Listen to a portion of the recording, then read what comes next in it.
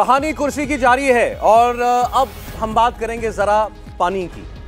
दिल्ली के नजदीक नोएडा में एक हैरान करने वाली तस्वीर देखने को मिली। ये देखिए आप जरा तस्वीर, गाड़ियां डूबी हैं पानी के अंदर और इलाका जरा देखिए कितना विशाल है। ये नोएडा के सेक्टर 142 के इकोटेक इलाके की तस्वीर है। एक दो नहीं, सैकड़ों गाड़ियां जलमग्न हैं, यानी जैसे किसी ने गाड़ियों को जल समाधि दी हो। हिंडन नदी का जलस्तर बढ़ा और इसके बाद इकोटेक इलाके में सैकड़ों गाड़ियां पानी में डूब गईं और बड़े करीने से खड़ी हैं ये गाड़ियां। इस पर गौर कीजिएगा, इस सारा इलाका पानी की चपेट में आ गया और करीब 400 गाड़ियां पानी के अंदर डूब गईं। जो प्रशासन है उसने 3 दिन पहले यहां जिन कंपनी की गाड़ियां हैं उनको कहा था कि आप यहां से इनको हटा लीजिए, लेकिन उस कंपनी ने अब गाड़ियां नहीं हटाई और उसका नतीजा ये हुआ जो आप इस वक्त देख रहे हैं। हिंडन नदी का जलस्तर नोएडा में इस वक्त हाहाकार मचा रहा है। गाजियाबाद के बाद अब नोएडा के कई इलाके उसके पानी की चपेट में आ गए हैं और खास तौर पर आम आदमी पार्टी के नेता जो हैं वो ये पूछ रहे हैं। पहले भी जब दिल्ली के अंदर बाढ़, कुछ दिन पहले दिल्ली के अंदर हम बाढ़ की बात करते थे तो नोएडा के कुछ इलाकों के अंदर पानी आया था, तो वो पूछते थे कि भाई वहां क्यों आप बात नहीं करते हैं, बॉर्डर पार हो जाने से बस क्या माहौल बदल जाता है। क्योंकि योगी जी की सरकार है इसलिए उस पर चर्चा नहीं हो रही। हालांकि उस पर बात हुई थी। यूपी नोएडा में भी पानी आया है, हरियाणा में हर साल पानी आता है, वहां बीजेपी की सरकार है, गुड़गांव डूबता है हर साल। लेकिन ये जो तस्वीर इस बार देखने को मिली है नोएडा में, कम से कम ये तस्वीर तो इससे पहले कभी नहीं देखी। नहीं, लेकिन खराब ऑप्टिक्स है असल में। नहीं, लेकिन कंपनी के खिलाफ भी एक्शन होना चाहिए। ये उसी तरह का है कि बाढ़ प्रभावित कोई इलाका हो, वहाँ सरकार जो है घोषणा करे कि यहाँ से आप निकल जाइए और आप निकलने को तैयार ना हो, तो एक तो कारण ये है। लेकिन कुल मिलाकर चाहे नोएडा हो, चाहे गुड़गांव हो, चाहे दिल्ली हो, ये जो सिविक मैनेजमेंट है इसके बारे में नए सिरे से सोचने की ज़रूरत है सभी पार्टियों को, सभी सरकारों को। कि समस्या क्या होती है, समस्या सब ज़्यादातर जो है नगर निगम के स्तर की होती है। सफाई नहीं हो रही है, नदियों का जो है कैचमेंट एरिया, जो पानी सोखने की शक्ति है वो कम होती जाती है, लगातार सिल्ट जो है जमा होती रहती है। तो ये जो नहीं होता है उसका नतीजा है ये सब। सर समझ में ये नहीं आता। सौरभ जी, इस पर मैं एक टिप्पणी कर दूं। देखिए, आपने ठीक कहा, दिल्ली से नोएडा आते हैं दृश्य बदल जाता है और हम सब नोएडा में ही हैं। मैं चुनौती देता हूं कि दिल्ली के मंत्री नोएडा की सड़कों पर घूमें, और आज तो छोड़ दीजिए, आज भी सुबह अच्छी बारिश हुई है, लेकिन नोएडा में उस दिन भी पानी नहीं भरा था जिस दिन बहुत जबरदस्त बाढ़ आई थी। क्योंकि नोएडा का सिस्टम पहले भी बहुत अच्छा है। संयोगवश उस दिन इसी शो के बाद इस शो की जो इस शहर की जिन्होंने व्यवस्था बनाई, जो उस वक्त इंजीनियर थे, उनसे मेरी बहुत लंबी बात हुई। व्यवस्थित बसा है एक चीज है, लेकिन उसके बाद जो भी सरकार रही और आज की जो सरकार है उसने नोएडा का मैनेजमेंट बेहतर कर रखा है, इसलिए पानी नहीं भरा। ये जो तस्वीर है बहुत अच्छा हुआ डूब गया। ये किसका इलाका है? उस नदी का इलाका है जो सूख गया, तो आपको लगा कि इसमें हम कुछ कर सकते हैं। सरकार के उन अधिकारियों को भी सोचना चाहिए कि इस जगह पर कैसे वो किसी गाड़ी की पार्किंग, एक प्राइवेट कंपनी को उन्होंने पार्किंग के लिए दिया हुआ है, उनकी गाड़ियां हमेशा यहां खड़ी रहती हैं और अगर पानी बढ़ा उसमें डूब गई तो इसकी जिम्मेदारी भी उन्हीं को होनी चाहिए। इसकी जो छवि ऊपर दिख रही है, जो चित्र दिख रहा है, क्योंकि नोएडा में अगर आप दिल्ली से एंटर करेंगे तो महामाया जो दलित प्रेरणा स्थल है उसके किनारे का पूरा इलाका वो सब अवैध कब्जे के फार्म हाउस है, अवैध कब्जे हैं। जो जमीन पाट है नदी का उसको कब्जा किया गया है। बीच में सरकार ने और नोएडा प्रशासन ने बहुत से फार्म हाउस को तोड़ा भी था। उस वक्त भी बड़ी बात हुई थी कि अरे क्यों तोड़ा जा रहा है। नदी के इलाके में घुसना बंद करना पड़ेगा, उसमें सरकार कह रहे हैं बाढ़ नहीं है, ये तो नदी का ही रास्ता था। कतई बाढ़। तो दिल्ली वाले भी तो यही कहते हैं, सरकार यही कहती है कि हर जगह आप जो रिवर बेड पर दिल्ली बस नहीं आती। दोनों में थोड़ा सा फर्क है। देखिए, ये वो इलाका, ये रिहायशी इलाका नहीं है, ये हिंडन का कैचमेंट एरिया है। और जो ये हर्षवर्धन जी कह रहे थे, मैं उसी बात को आगे बढ़ा रहा हूँ, इनकी बात बिल्कुल 100% सही है। ये गाजियाबाद और नोएडा के जो हिंडन आती है ना, उसके कैचमेंट इलाका है। और हिंडन के कैचमेंट एरिया में इतने ज़्यादा अवैध निर्माण हो गए हैं, और गाजियाबाद में भी यही स्थिति हुई है, नोएडा में हुई है, कि वो नाले जैसी हो गई हिंडन और उसमें निर्माण हो गए। अब जब अचानक पानी पीछे से आया नदी में, तो पानी कहाँ जाएगा? तो जाहिर है पानी फिर जहां उसको जगह मिलेगी वो जाएगा। तो एक तो सारे जो नदियां हैं उनके सारे कैचमेंट एरिया को तो आपने बना लिया रिहायशी जी। जो दिल्ली में क्या हुआ, दिल्ली में आईटीओ में पानी भरा हुआ है, भरा, दिल्ली में आईएसबीटी में पानी भरा, मतलब उन इलाकों में पानी भरा जो बिल्कुल रिहायशी इलाके हैं। ठीक है। नोएडा के किसी रिहायशी इलाके में इस तरह की बाढ़, इस तरह का पानी देखने को हमें तो कंपेयर नहीं कर सकते दिल्ली नोएडा, नहीं मिला। और मैं आपको बताऊं, अभी 4 दिन पहले नोएडा चेयरमैन की विदाई समारोह में बहुत सारे लोग आए थे, मुझे भी जाने का मौका मिला था, और तमाम नागरिक संगठन थे, सब ने इस बात के लिए तारीफ की नोएडा प्रशासन की कि भाई इतनी बारिश के बावजूद गुड़गांव में पानी भर गया, फरीदाबाद में भर गया, दिल्ली में भर गया, सारे एनसीआर में, नोएडा में नहीं भरा। ये एक बड़ी उपलब्धि रही नोएडा की, और मैं 1990 से नोएडा में हूं। इस तरह का दृश्य मुझे नोएडा में कभी देखने को नहीं मिला है, और रिहायशी इलाके में कभी नहीं मिला। थोड़ी देर अच्छा, ठीक। अच्छा, आगे अगले 2-3 विषय जल्दी से उनको हम ले लें। प्रधानमंत्री नरेंद्र मोदी एक तरफ जहां पार्लियामेंट हाउस में अब अविश्वास प्रस्ताव कब आएगा उनकी पार्टी उस पर सोच रही होगी, लेकिन प्रधानमंत्री नरेंद्र मोदी उतरने वाले हैं मैदान में, प्रगति मैदान में। प्रधानमंत्री प्रगति मैदान में international trade promotion organisation complex यानी ITPO का उद्घाटन आज करने जा रहे हैं, और फिर वहां वो अपना भाषण भी देंगे। सुबह सुबह उन्होंने इस कॉम्प्लेक्स का हवन पूजन भी किया था। और अब ये जो कॉम्प्लेक्स तैयार हो रहा है, प्रगति मैदान को दिल्ली आसपास रहने वाले सब लोग जानते हैं, ट्रेड फेयर के लिए मशहूर था प्रगति मैदान। दूर दूर से लोग ट्रेड फेयर देखने के लिए आते थे, लेकिन बड़े अरसे से एक ये जरूरत महसूस हो रही थी कि जो बड़े बड़े आयोजन होते हैं, जैसे अब G20 का कार्यक्रम यहां पर होगा, या जिस तरीके से और कन्वेंशन सेंटर, एक्सपो सेंटर्स दुनिया भर में बने हुए हैं जहां हजारों लोगों को के बैठने की व्यवस्था है, वैसे दिल्ली में कोई ऐसा सेंटर नहीं था। बल्कि दिल्ली में अगर कोई बड़ा आयोजन ऐसा करना पड़ता तो कई बार ग्रेटर नोएडा जाना पड़ता था सरकारी कार्यक्रम करने के लिए।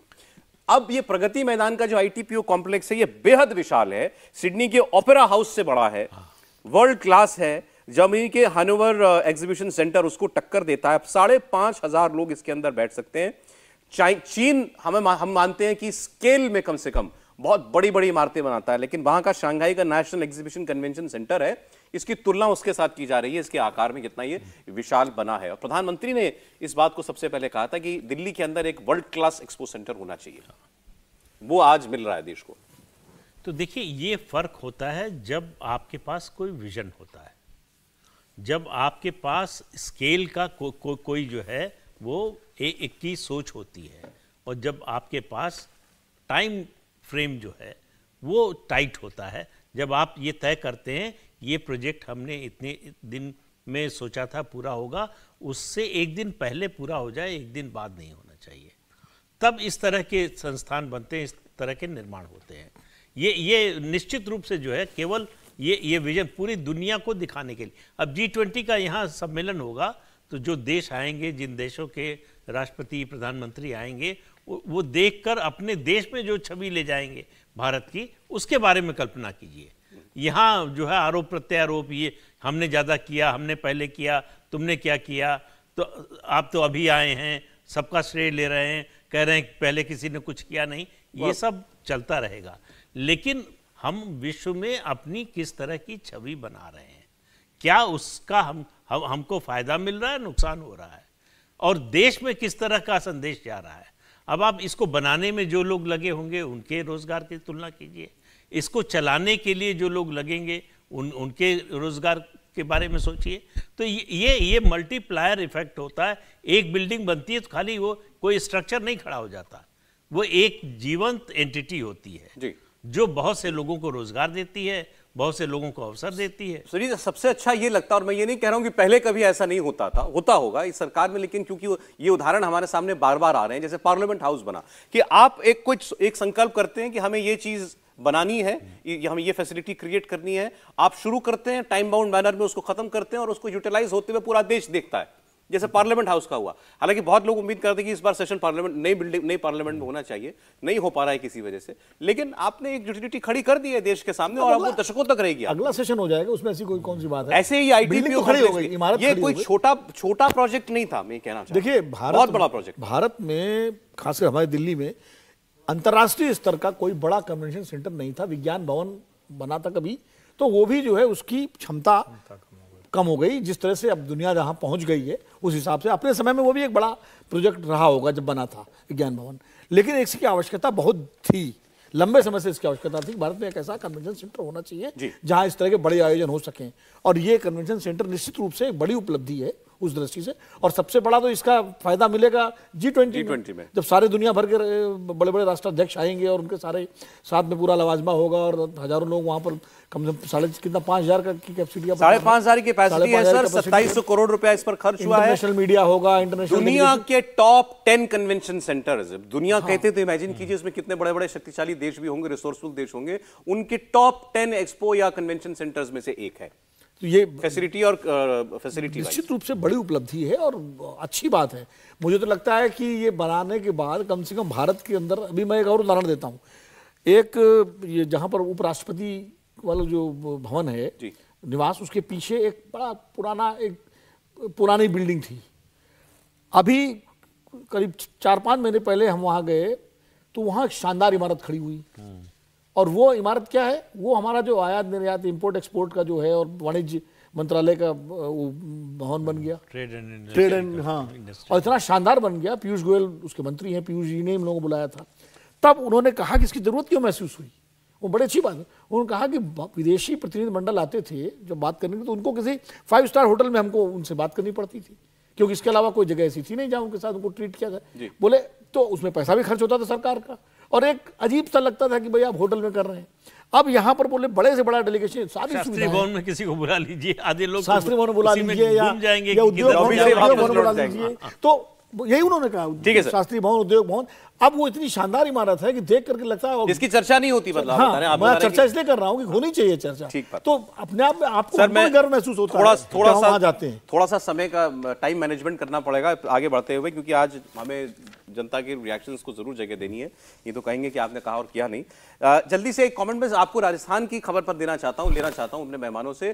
प्रधानमंत्री राजस्थान जाने वाले हैं, उससे पहले आप देखिए राजस्थान की पॉलिटिक्स में इस वक्त क्या हो रहा है।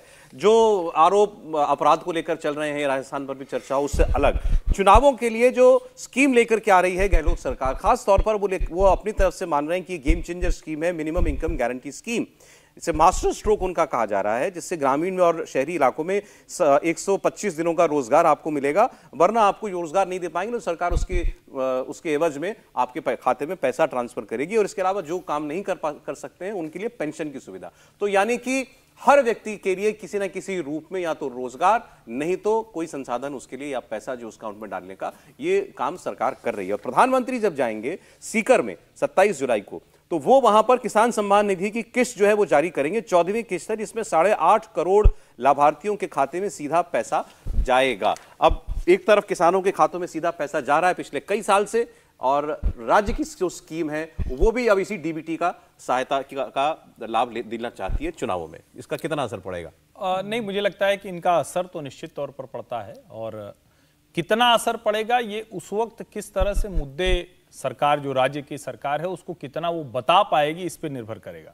दूसरा, जब हम ये कहते हैं कि लोकसभा चुनाव भी होने वाला है, राज्य का भी चुनाव होने वाला है, उस राज्य का डायनेमिक्स थोड़ा सा बदलता है, क्योंकि केंद्र सरकार की योजनाएं वो ज्यादा तेजी से पुश करने की कोशिश होती है, राज्य सरकार उसी योजना को रीपैकेज करती है। मतलब मैं ये कई राज्यों के संदर्भ में बताऊं कि कोई योजना है, केंद्र सरकार ने तय की है, प्रधानमंत्री नरेंद्र मोदी ने उसे इनिशिएट किया, राज्य सरकार ने उसको रीपैकेज कर दिया, राज्यों के पास अधिकार होता है। लेकिन यहां थोड़ा सा जिक्र कर दूं कि अरविंद जी तो और आगे निकल गए, दिल्ली में उन्होंने अपने अधिकार से बाहर जाके रीपैकेज कर दिया, जिस पर झगड़ा हुआ, ममता जी ने अलग रीपैकेज किया। तो अब ये गहलोत जी कितना रीपैकेज्ड माल बेच रहे हैं, कितना नया बेच रहे हैं, ये भी होगा, और कौन बता पाएगा उससे तय होगा। दोस्तों, अब आपके सवाल और कमेंट्स में शामिल कर रहा हूं, जरा आप लोग अब कौन से सुनिएगा।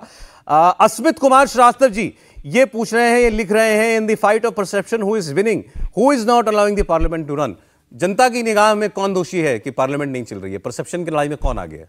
ये तो जनता बता सकती है, लेकिन जनता ही पूछ रही है आपसे। लेकिन परसेप्शन की लड़ाई में, ऐसे मामलों में हमेशा विपक्ष आगे दिखाई देता है, लेकिन इस मामले में जिस तरह का एग्रेशन दिखाया है बीजेपी ने जी, उसमें थोड़ा मामला बैलेंस हुआ है, क्योंकि जनता और बाकी लोग हमेशा विपक्ष के प्रति एक सहानुभूति होती है, सरकार बड़ी ताकतवर होती है, उसके पास बहुत संसाधन है, सब कुछ है, लेकिन विपक्ष का साथ देना चाहिए ऐसे मामलों में। वोट के समय अलग अलग मानसिकता होती है, लेकिन संसद नहीं चल रही है, ये बेसिक जिम्मेदारी सरकार की होती है। चलिए, एक खबर जिसका हम लोग अभी इंतजार ही कर रहे थे और पर कयास हो रहे थे कब होगा, अविश्वास प्रस्ताव से पहले ही आएगा दिल्ली अध्यादेश का बिल। सोमवार को पेश किया जाएगा दिल्ली ऑर्डिनेंस बिल। गृहमंत्री अमित शाह इस बिल को पेश करेंगे। तो अब ये तय हो गया, अविश्वास प्रस्ताव से पहले ही आएगा। क्लैरिटी हो गई इस बात पर। लोकसभा में पेश होगा कि राज्यसभा में? अब ये भी पता चल जाएगा। मतलब सोमवार को भी अविश्वास प्रस्ताव नहीं आएगा। सोमवार को विश्वास प्रस्ताव नहीं आएगा और मोदी पार्लियामेंट में आए इससे पहले विपक्ष को पार्लियामेंट में आना पड़ेगा।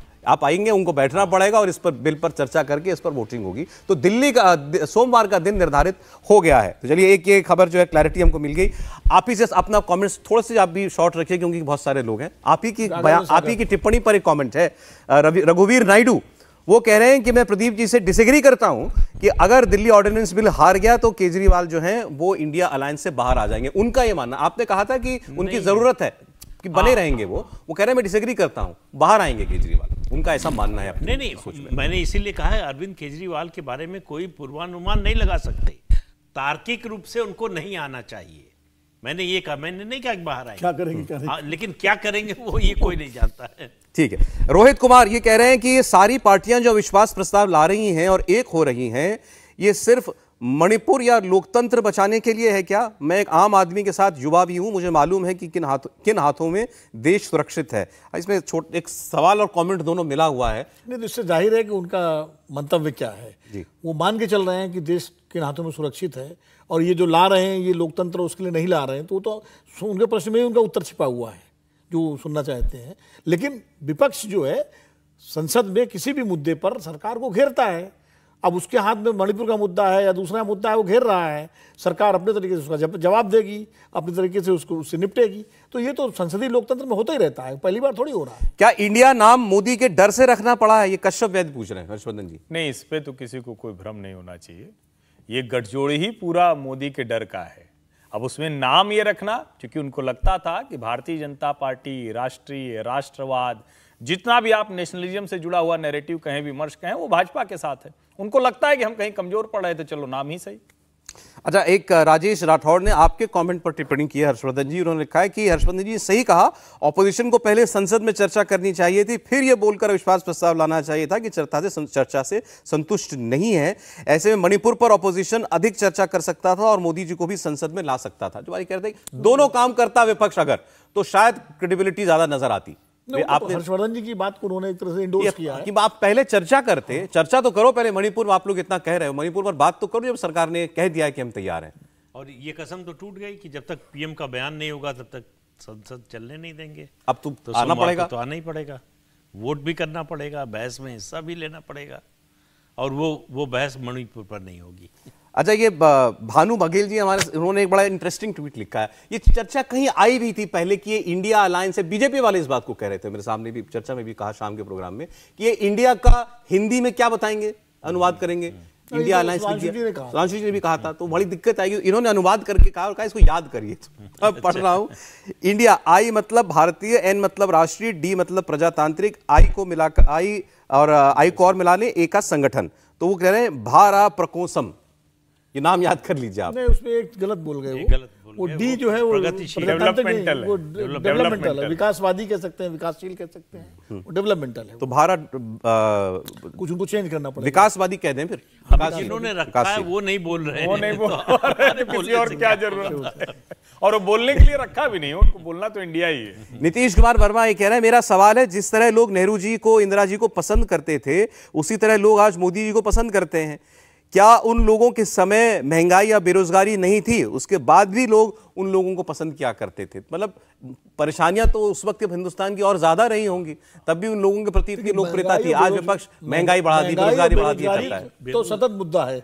एक फिल्म आई थी रोटी कपड़ा और मकान 70s में, जिसका गाना था हाय हाय ये महंगाई मार गई, बाकी जो बचा महंगाई मार गई, बाकी जो बचा था महंगाई डायन खाए जाते हैं। ये तो बाद में आया, वो पहले आया कि पहले झोले में मुट्ठी में पैसे ले, झोले पर शक्कर लाते थे। अब मुट्ठी में झोले में पैसे जाते हैं, मुट्ठी में शक्कर आती है। तो ये तो 70s की बात है। तो ये देखिए, महंगाई, बेरोजगारी हर चुनाव से पहले लोगों की प्रायोरिटी में सबसे पहले होता है, लेकिन उस मुद्दे पर वोट कभी नहीं पड़ता है। वोट दूसरे मुद्दों पर पड़ता है। इंडिया टीवी हर वक्त हर जगह डाउनलोड करने के लिए सर्च करें India TV news Google play store या ऐप स्टोर पर।